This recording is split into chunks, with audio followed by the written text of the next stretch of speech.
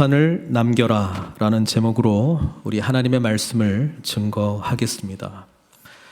이제 시간이 흘렀습니다. 하나님께서 여호수아와 이스라엘 백성들을 통해서 주시고자 하는 그 약속의 땅에서의 큰 전쟁들은 이제 멈추게 되었습니다. 1절 말씀 보니까 여호와께서 주의 모든 원수들로부터 이스라엘을 쉬게 하신 지 오랜 후에 여호수아가 나이 많아 늙은지라. 하나님께서는 이렇게 이스라엘 백성들에게 쉼을 주셨습니다. 그러나 이 쉼은 완전한 쉼은 아니었습니다. 왜냐하면 지금 여호수아가 모든 리더들을 다 불러놓고 마지막 유언과도 같은 말씀을 나누는 중에 이런 이야기를 하죠. 5절 보니까 너희 하나님 여호와 그가 너희 앞에서 그들을 쫓아내서 너희 목전에서 그들을 떠나게 하시리니, 그러니까 이제 앞으로 행할 일들을 말씀하고 있거든요. 너희 하나님 여호와께서 너희에게 말씀하신 대로 너희가 그 땅을 차지할 것이라. 그러니까 이미 차지한 것 같은데 왜 미래형을 쓸까, 그죠?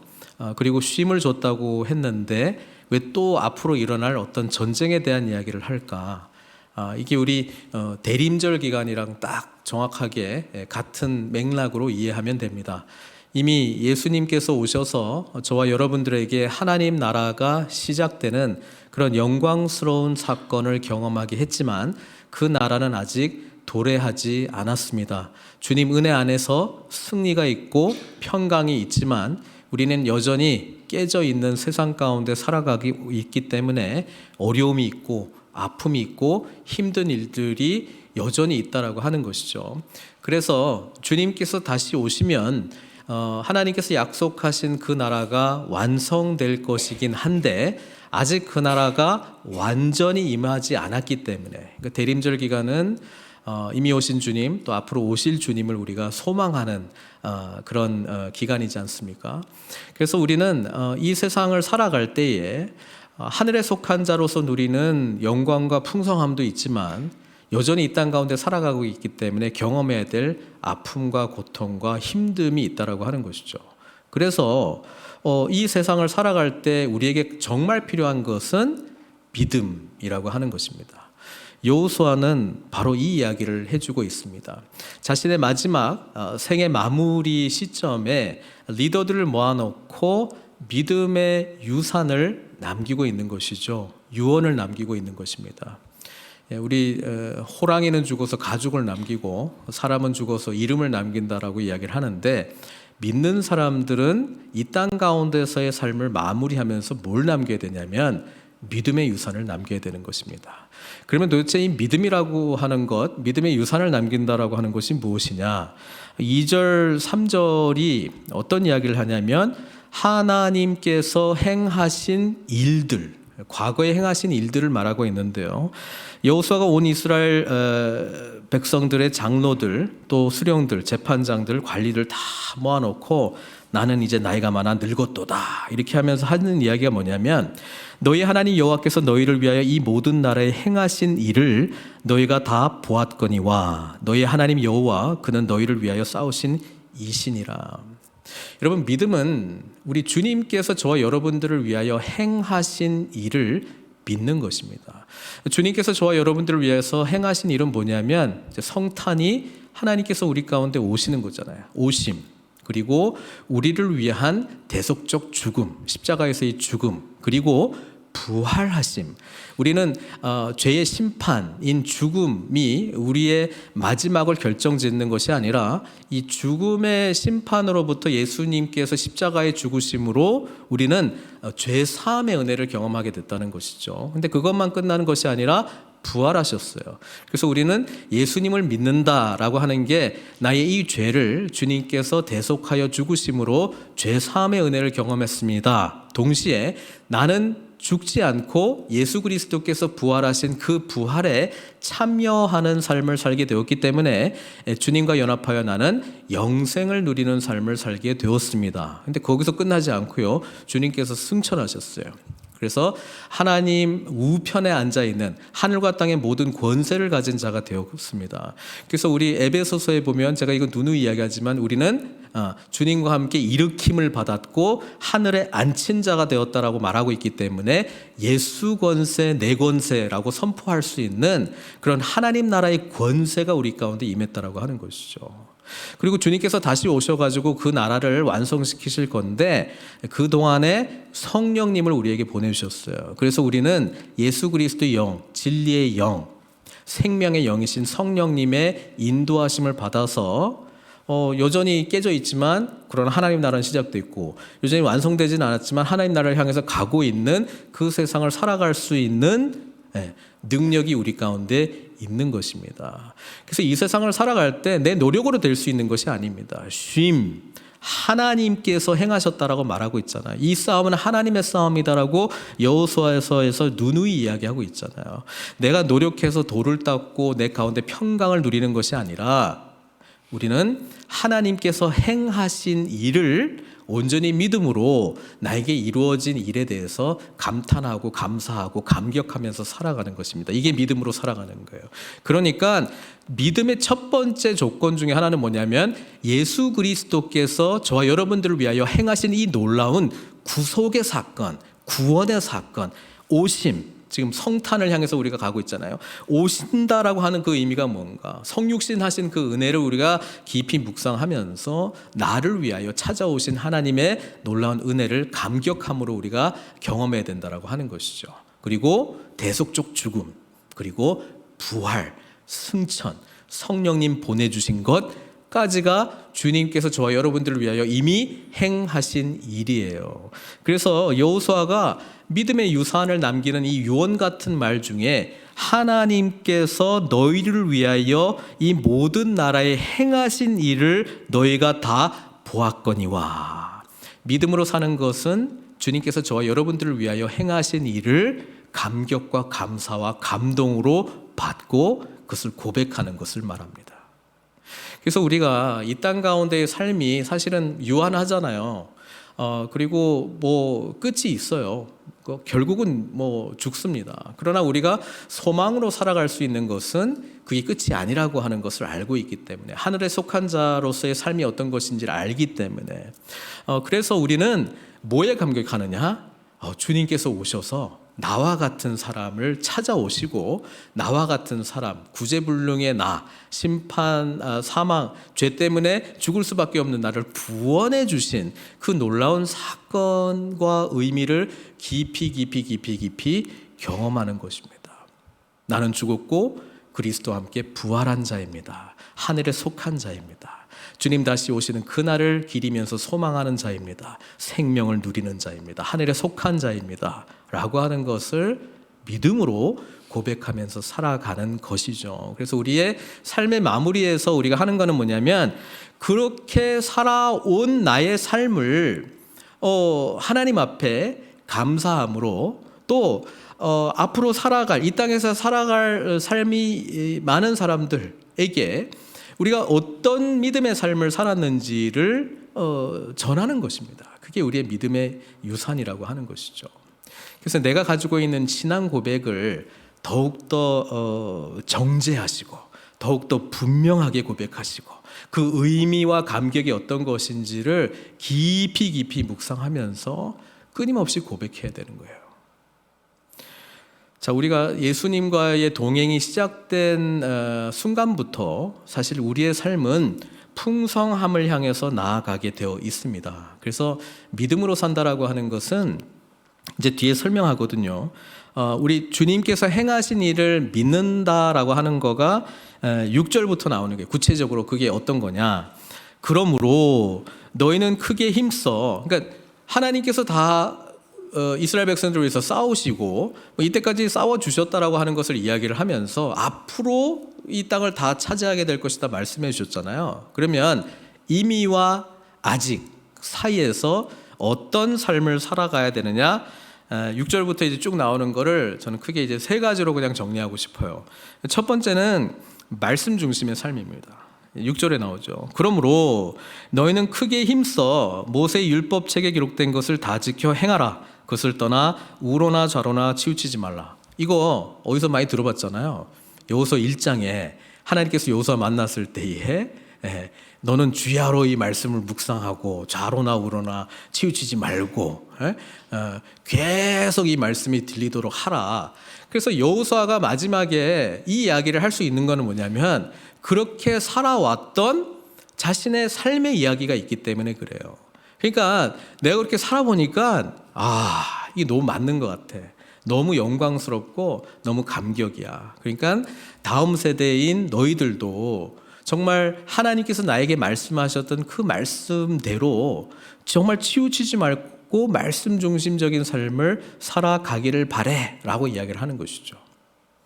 자, 우리는 오늘 이 이야기는 뭐 특별한 이야기가 아니고 다 아는 이야기예요. 말씀대로 살아라. 말씀 중심의 삶을 살아라. 그런데 신앙의 연차가 지나갈수록 그냥 지금 시간이 지나가는 것 말고요. 하나님과의 이 퀄리티 타임, 전인격적인 만남, 질적 시간이 깊어지면 깊어질수록 똑같은 이야기를 해도 깊이와 감격이 틀리기 때문에 우리가 고백하는 그 의미는 굉장히 포괄적이고 엄청난 것이라고 하는 것이죠. 그러니까 말씀 중심으로 살아라고 할 때, 그러니까 뭐 한 40년 전 뭐 처음에 막 하나님 말씀 알아갈 때에 말씀대로 살아라고 하는 것하고는 똑같은 고백이긴 하지만 깊이가 틀리는 거죠. 그렇잖아요. 그래서 우리가 신앙의 연차가 지나갈수록 세월이 지나간다고 신앙의 연차가 지나간다라기보다도 질적 이 주님과의 만남이 깊어지면 깊어질수록 말씀대로 살아가는 축복과 은혜와 영광의 의미를 알기에 이 모세의 율법책에 기록된 것을 다 힘써 지켜라, 힘써 지켜라 라고 말한다는 것이죠. 근데 이제 구약의 메시지는 힘써 지키면 되는데 구약 전체 이야기는 힘써 지켰다는 거예요, 힘써 못 지켰다는 거예요. 못 지켰다는 이야기입니다. 그러니까 이게 기독교 역설입니다. 힘써 지키면은 축복을 받는 건 맞는데 힘써 못 지키는 우리 인간의 현존을 적나라하게 드러낸 이야기가 구약의 이야기입니다. 뭐 인간은 못하는구나, 안 되는구나. 힘써 말씀대로 순종하는 것이 맞는데 그렇게 내가 노력한다고 할 수 있는 게 아니구나라고 하는 거를 적나라하게 보여주는 이야기가 구약의 이야기입니다. 그러면 우리는 이 말씀을 어떻게 지킬 수 있습니까? 신약에 누가 오세요? 예수님이 누구예요? 말씀 자체이신 분이십니다. 말씀이 육신이 되어 우리 가운데 거하시는 분이에요. 그러니까 이분은 살아있는 말씀이에요. 살아있는 말씀. 그래서 인격적인 말씀을 우리가 만나게 되는 거예요. 예수님을 만난다라고 하는 것은 살아있는 인격적인 주님을 만나는 것인데 이 인격과 인격의 만남의 가장 하이라이트이자 클라이막스는 사랑의 관계거든요. 그래서 주님 말씀하시나요? 사랑하면 순종할 수 있는 거예요. 사랑이 강력합니다. 그래서 복음이라고 하는 것은 하나님께서 우리를 얼마나 사랑하시는가. 하나님이 세상을 이처럼 사랑하사. 누구를 보내신 거예요? 예수님. 그래서 하나님께서 이 세상을 이처럼 사랑하셔서 예수님을 보내주신 너무나 우리가 잘 알고 있는 요한복음 3장 16절의 그 의미를 이처럼 사랑했다라고 하는 게 도대체 뭔지를 우리가 깨달으면 그 하나님의 은혜에 반응하는 자로 순종할 수 있습니다. 여러분 우리가 사랑하면요 뭐 해요. 어제도 우리 내년도 예산 이런 부분들을 하면서 어쨌든 규모 있게 하는 건 맞는데 생각해 보면은요 우리 하나님은 사랑하기 때문에 굉장히 비효율적인 방법을 선택하신 것 같아요. 여러분 우리가 누구를 사랑하면요 거리가 멀어도 만나고 싶은 거 아니겠습니까? 여러분 우리가 누구를 정말 사랑하면 하여튼 말도 안 되는 걸 요구해도 해주고 싶은 거예요. 하나님의 이 놀라운 우리를 향한 이처럼의 사랑을 우리가 삶 동안에 경험하게 되면 이처럼 나를 사랑하셨던 그 사랑에 반응한 나의 믿음의 유산 이야기가 남겨지게 될 것입니다. 그래서 말씀 중심으로 살아갔던, 여기에는 많은 의미들이 있어요. 실패했던 것, 좌절했던 것, 하려고 했는데 잘 안 됐던 것, 뭐 이런 것도 있고요. 그렇지만 그래도 하나님 말씀 붙들려고 했던 것, 또는 또 잠깐 딴 길로, 옆길로 갔던 이야기 다 포함되어 있습니다. 그러나 살아보니 말씀대로 순종할 때에 하나님의 놀라운 은혜와 역사를 경험하였다라고 하는 말씀 중심으로 살아간 이야기가 우리가 남겨야 될 믿음의 유산이라고 하는 것입니다. 그래서 하나님 말씀 중심으로 살아가는 거는 한편으로는 우리가 배워야 되잖아요. 모르니까. 그래서 우리가 뭐 통독도 하고 뭐 큐티도 하고 하는 건데, 말씀 중심으로 하는 거는 말씀에 대해서 아는 것, 그 다음에 해야 될 게 말씀대로 살아내는 것. 이 살아낸다라고 하는 거는 우리의 한계를 경험하는 살아내기, 그래서 하나님의 은혜가 필요한 것. 그 다음에 공동체적인 말씀 안에서 삶을 살아내는 것을 우리가 경험하는 것이죠. 그래서 이게 이제 소그룹 안에서 이루어져야 되는 것이거든요. 그러니까 우리가 가정 안에도 말씀의 나눔이 있기를 바랍니다. 그리고 우리 공동체 안에도 이 말씀의 나눔이 있기를 바랍니다. 왜냐하면 그 나눔 속에 우리는 저렇게 살아가는 거구나. 저렇게 힘들어하는구나. 이게 쉽지 않구나. 힘써 지킬 수 있는 게 아니구나. 주님이 정말 필요하구나.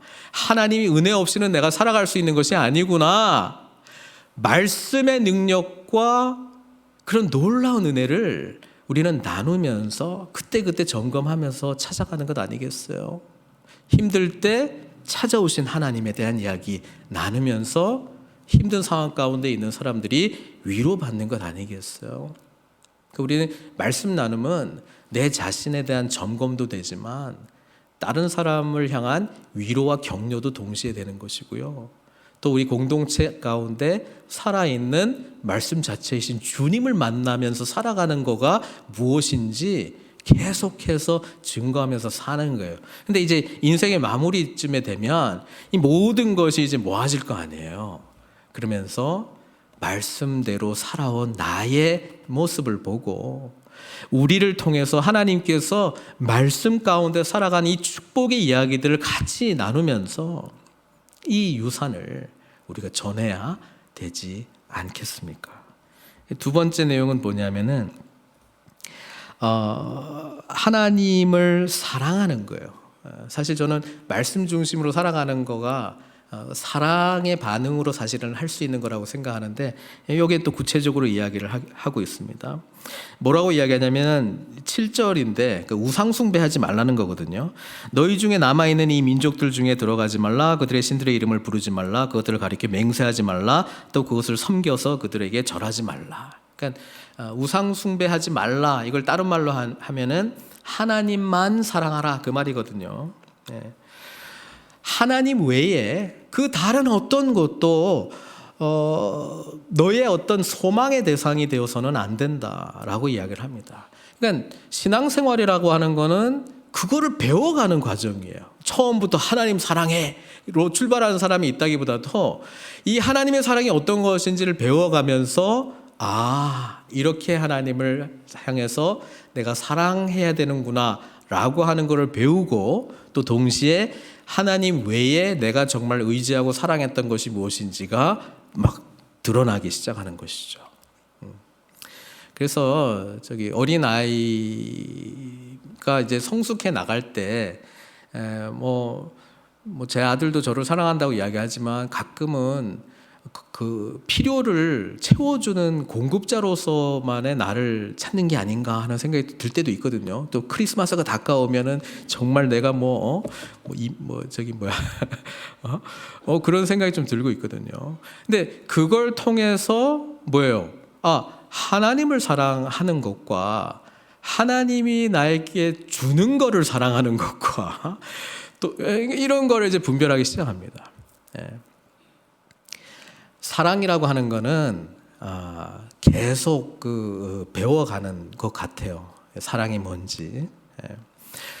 우리가 뭐 여기 계신 분들 중에 나는 우상을 숭배해 뭐 이렇게 말하는 사람은 없어요, 그죠? 없는데 하나님 말고 나를 힘들게 하는 거, 야, 이게 뭐 잘 안 되거나 깨지고 하면 나는 이거 너무 감당하지 못할 정도로 힘든데라고 할 때 그것이 혹 나의 잠재된 우상일 수도 있어요. 또는 내가 아침 일어날 때 내가 뭔가를 하려고 할 때 나의 삶에 의미를 주는 것들 있잖아요. 그게 하나님이 아니고 다른 뭔가가 발견되기 시작할 때 그것이 나의 우상일 수도 있어요. 나는 우상이라고 절대 인정을 안 하는데 그게 우상이에요. 근데 하나님보다 더 나에게 의미 있는 것을 말하고 있습니다. 나의 성공인가? 가정 안에서의 나의 어떤 사랑의 어떤 그런 대상으로서 뭐 그건가? 자녀인가? 돈인가? 뭐 여러 가지 내가 추구하는 것. 궁극적으로 나는 뭘 원하는가? 라고 할 때에 여기서 우상을 섬기지 말라라고 하는 것은 하나님만을 절대적으로 사랑하라라고 하는 것이죠. 그러니까 이 부분이 되면 realign of the loves, 나의 좋아하고 사랑하는 것들이 재배열이 일어나기 시작하거든요. 그거를 우리가 경험할 때 하나님을 사랑하라 이 말 속에는 여호수아가 그 이야기 하는 거잖아요. 나는 하나님을 이렇게 사랑했어. 그 이야기가 남는 것입니다. 여러분, 우리는 우리 삶을 마무리할 때는요, 내가 살아왔던 삶이 궁극적으로 나의 메시지거든요. 그거가 결국은 남는 거잖아요. 제가 팬데믹 때 사실 장례를 많이 어느 때보다 더 많이 했던 것 같아요. 가보면 틀려요, 분위기가. 유가족들 모였을 때 고인 되신 분을 어떻게 기억하고 어떤 대화를 나누는지를 보면은 결국 기억에 남는 게 메시지더라고요. 기억에 남는 게 메시지예요. 뭐가 제일 많이 기억이 나세요? 뭐가 제일 그리우세요? 하나님과의 관계 속에서 어떤 부분들이 가장 인상적으로 남게 돼요? 임프레스 된 게 뭐예요? 그게 메시지거든요. 그게 남겨지는 믿음의 유산이라고 저는 생각을 하는데, 그게 강하게 있는 가정들도 있지만 어떤 데는 없어요. 인간적으로 좋았던 추억들을 나누는 것도 저는 들었고요. 또 어떤 곳에서는 여전히 해결되지 않는 끝 마무리가 뭔가 되지 않는 그런 데도 또 찾아간 격도 있습니다. 우리 삶이 결국 마무리될 텐데요. 어떤 메시지를 우리는 남길까요? 또 이거 아셔야 돼요. 내가 남기고 싶은 메시지가 있는데 그게 다른 사람에게 남겨져 있는 메시지인지는 생각이 틀릴 수가 있습니다. 나는 이 메시지를 남기고 있다라고 생각했는데 받는 사람은 전혀 그런 생각을 안 할 수도 있어요. 그래서 가끔 확인해야 돼요. 근데 확인하는 것 중에 가장 좋은 거는 주님 안에서의 감사와 감격이 늘 표현돼야 된다. 저는 그렇게 생각합니다. 왜냐하면 그렇게 표현할 때에 그 삶을 볼 거 아니에요. 우리 자녀들은 어쩔 수 없이 PK인데 전 약간 긴장하면서 좀 생각을 해요. 나는 어떤 메시지를 오늘 전했지? 뭐 다양해요. 때로는 이게 아닌데 하는 그런 것도 많이 있는데 어쨌든 계속 생각은 하고 있어요. 근데 기억나는 거는 제가 뭐 취임할 때도 말씀드렸잖아요. 기억되는 메시지는 하나님을 정말 사랑했다. 요거 하나 남겨지는 임프레션이 있다면 성공하지 않았을까요? 여호수아가 그 이야기 하는 거예요. 하나님을 사랑하라. 그 이야기 하고 있습니다. 11절 스스로 조심하여 너의 하나님 여호와를 사랑하라. 사랑하라. 그리고 마지막 부분은 거룩하라라고 하는 내용이거든요. 12절에 보면은 너희가 만일 돌아서서 너희 중에 남아있는 이 민족들을 가까이하며 더불어 혼인하며 서로 왕래하며, 섞이지 말라는 이야기인데 거룩하라라고 하는 이야기예요. 구별된 삶. 이 땅에 속해 있지만 어쩔 수 없이 그러나 하늘에 속한 자로서 참고 인내하고 여전히 다른 사람들한테는 세상 사람들한테는 참 바보 같다, 어리석다 라고 하는 선택일지언정 하나님을 정말 믿고 있기 때문에 그 나라가 도래할 것이라고 하는 것이 확실하기 때문에 살아갈 수밖에 없는 뭔가 구별된 삶의 모습. 그것이 뭘까? 어떤 메시지를 전하고 있을까? 우린 끊임없이 고민해야 되지 않겠습니까? 여호수아는 이 믿음의 유산을 사실은 말씀 중심으로 살아라, 하나님만을 사랑해라, 거룩한 삶을 살아라 이렇게 이야기를 하고 있는데 여호수아가 그런 삶을 살지 않았습니까? 그런데 우리는 가끔 실수한 부분도 봐요. 좌로나 우로나 치우치지 말고 말씀 중심으로 해야 되는데 가끔 그냥 인간적인 결정을 한 모습도 우리는 사실 봤어요. 그렇죠? 거룩함이 중요한데, 성결한 것이 중요한데 공동체 안에 때로는 찾아오는 그런 거룩하지 못한 것 때문에 공동체 전체가 그냥 무너지는 것도 여호수아가 여러 번 경험했잖아요. 또 하나님을 사랑해야 되는데 아간의 사건을 바라보면서 막 신할산 외투를 더 좋아하는, 그렇죠? 그러니까 뭔가 다른 것을 더 좋아하는 것의 파급력을 보면서 이야, 이게 정말 만만치 않구나. 여호수아는 자신의 삶의 경험 속에 이것을 남기고 있다라고 하는 것입니다. 저는 우리 모두가 예수 그리스도 안에서의 풍성함을 누리기를 바라요. 그래서 우리의 마지막 이야기 속에 말씀대로 살아간 이 은혜와 풍성함의 이야기를 남겨주는 것, 그리고 하나님을 정말 사랑하고 한 이야기, 또는 사랑하지 못했고 때로는 부족했지만 여전히 아쉬워하고 있지만 더 사랑하기를 간절히 원하는 그 이야기를 우리가 전해야 되지 않겠습니까? 그리고 예수 믿었기 때문에, 예수님께서 내 삶의 주인이기 때문에 다른 선택을 할 수밖에 없었던, 이렇게 결단할 수밖에 없었던, 이렇게 하나님의 뜻을 온전히 쫓아갈 수밖에 없었던, 억울하지만 아프지만 힘들지만 갈 수밖에 없었던 그 거룩한 삶의 이야기를 우리가 남겨야 되지 않겠습니까? 그러자니 주님 은혜 안에 머물러 있어야 됩니다. 주님 은혜 안에 거하는 자의 삶을 살아갈 수 있도록 우리는 서로가 필요합니다. 공동체가 필요합니다. 그것을 의식하면서 그런 삶을 소망하는 복음 안의 사람들을 우리는 깊이 또한 교제해야 됩니다. 나의 앞선 믿음의 선배들이 필요합니다.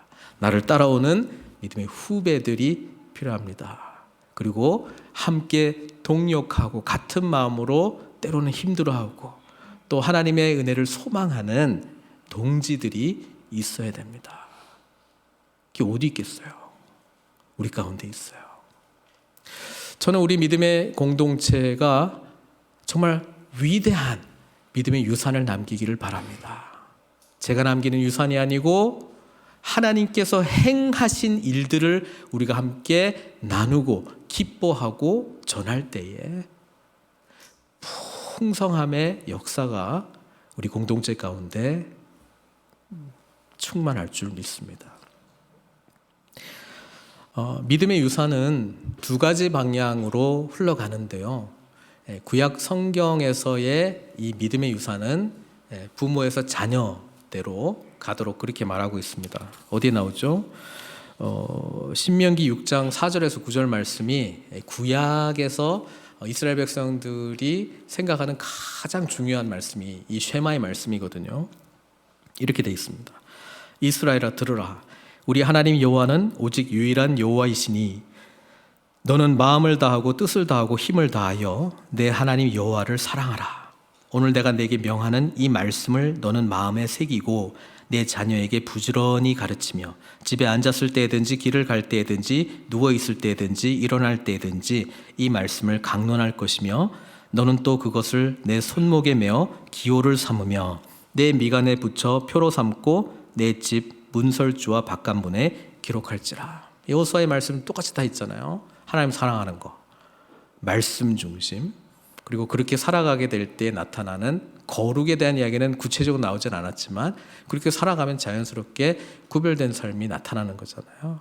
그래서 유대인들은 철저하게 부모가 자녀에게 이 신앙의 유산을 남겨야 되는 것의 중요성을 강조했습니다. 근데 이 하나님 사랑과 하나님의 말씀을 가르치는 것은 말로만 되는 부분도 말로만 되는 것이 아니라 삶으로 되는 것이거든요. 그래서 부모와 자녀의 관계성 속에서 이 신앙이 대대로 이어진 것을 우리는 기억해야 되고요. 지금까지도 유대인들은 그 전통을 굉장히 중요하게 심각하게 여기고 또 행하고 있습니다. 근데 신약에 와서 예수님은 이렇게 말씀하셨어요.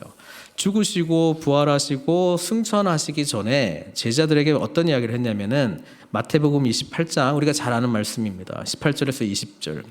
예수께서 나와 말씀하여 이르시되 하늘과 땅의 모든 권세를 내게 주셨으니, 저는 이게 중요하다고 생각하는데 구약에서는 힘써 지키는 게 안 됐는데 예수 그리스도께는 하늘과 땅의 모든 권세를 주셨기 때문에 우리는 주님 안에 있으면은 능히 말씀대로 살아갈 수 있는 능력이 주어진다라고 하는 것입니다. 그래서 하늘과 땅의 모든 권세를 내게 주셨으니 그러므로 너희는 그래서 우리는 갈 수 있는 거예요.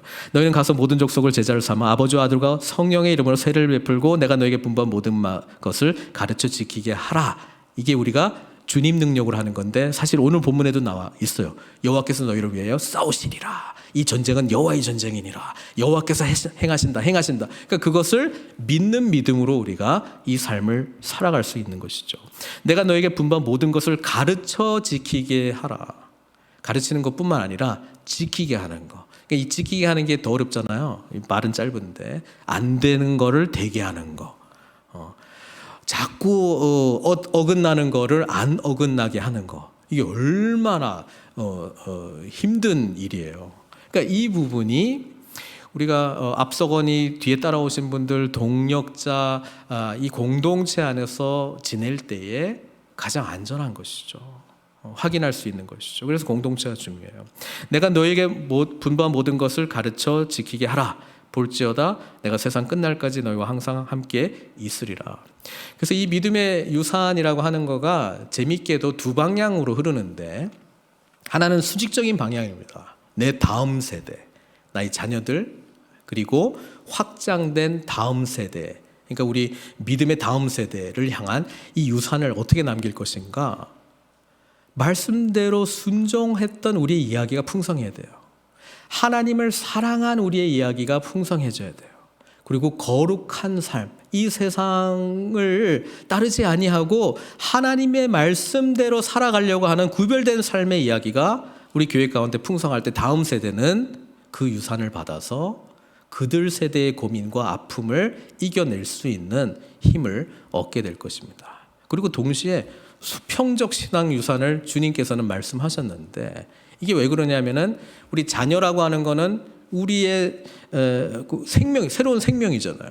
근데 생명 낳는 게 복음 안에서는 수평적으로도 가능한 게 예수님 모르는 사람이 예수님 믿으면 그게 복음으로 그 사람을 낳는 거거든요. 그렇잖아요. 그러니까 이쪽으로도 믿음의 유산이 흘러가는데 그 믿음의 유산은 이들은 이제 시작할 건데 우리는 더 먼저 앞서 행하면서 하나님을 알아갔던 사람들이잖아요. 그러니까 우리가 말씀대로 살아간 우리의 이야기, 하나님을 사랑한 우리의 이야기, 구별된 거룩한 삶을 살아간 우리의 이야기, 그것을 나누고 전할 때에 이제 막 시작한 사람들은 도전받고 같이 가는 거예요. 아, 저렇게 하나님을 사랑하는 거구나.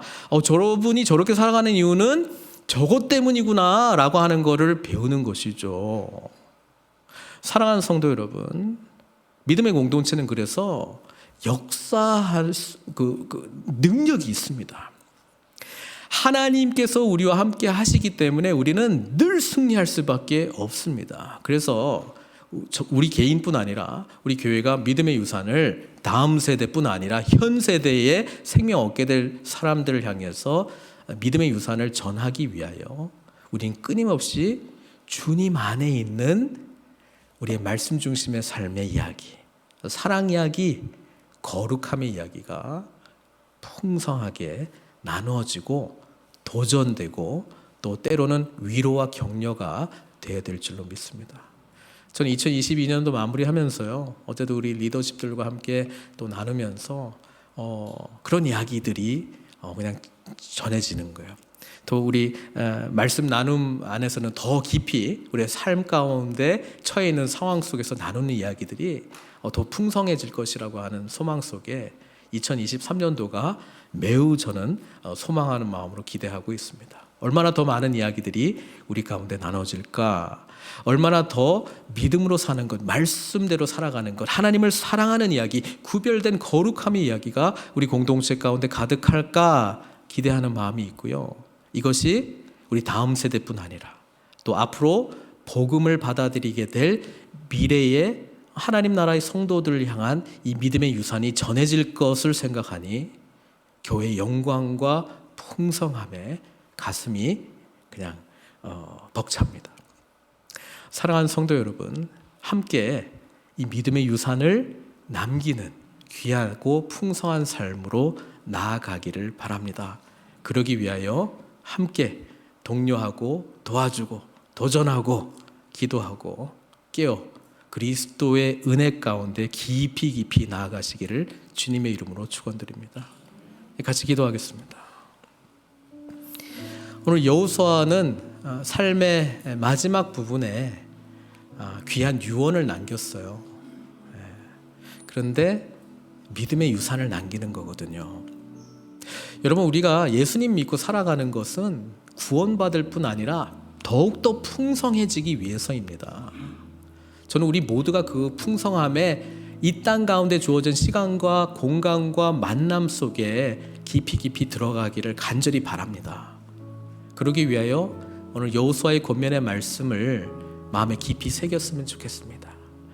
말씀대로, 말씀 자체이신 주님과 함께 살기를, 하나님을 더욱더 뜨겁게 사랑하는 것을 이전보다는 더 깊이 배우기를, 경험하기를, 나누기를, 그리고 주님을 주인으로 모시는 구별된 거룩한 삶의 이야기를 계속해서 만들어내는, 그래서 이 땅 가운데 시간이 다 끝날 때 나는 하나님의 말씀대로 살아간 축복을 아노라, 그렇게 살기를 원하노라.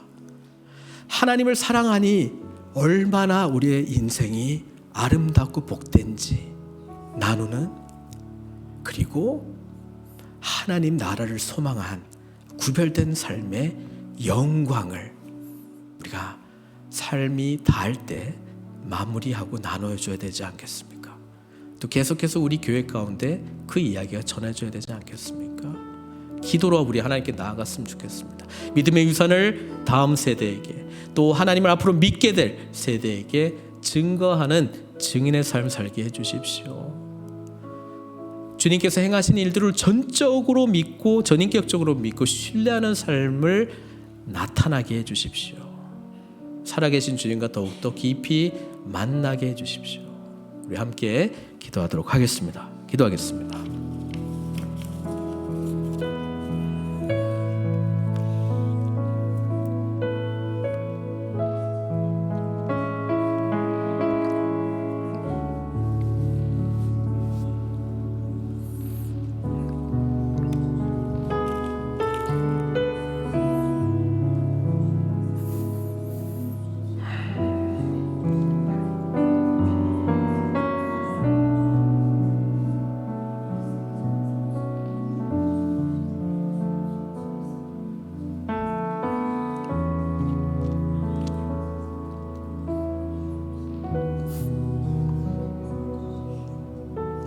하나님, 복음을 통해서 우리에게 이미 행하신 일, 지금도 행하고 계신 일, 앞으로도 행하실 일들을 전인격적으로 믿고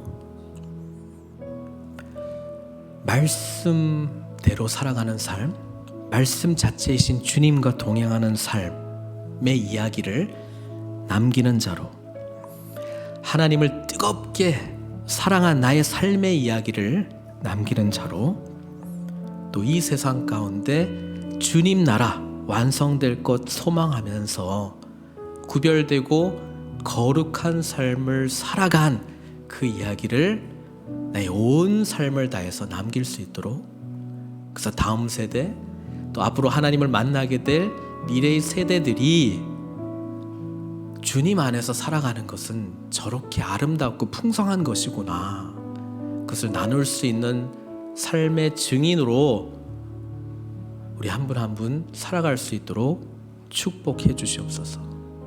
2022년도 그렇게 마무리하고 싶고 2023년도 그렇게 소망하고 싶습니다. 주여 긍휼히 여겨주시고 함께하여 주시옵소서. 예수님의 귀하신 이름으로 기도드리옵나이다.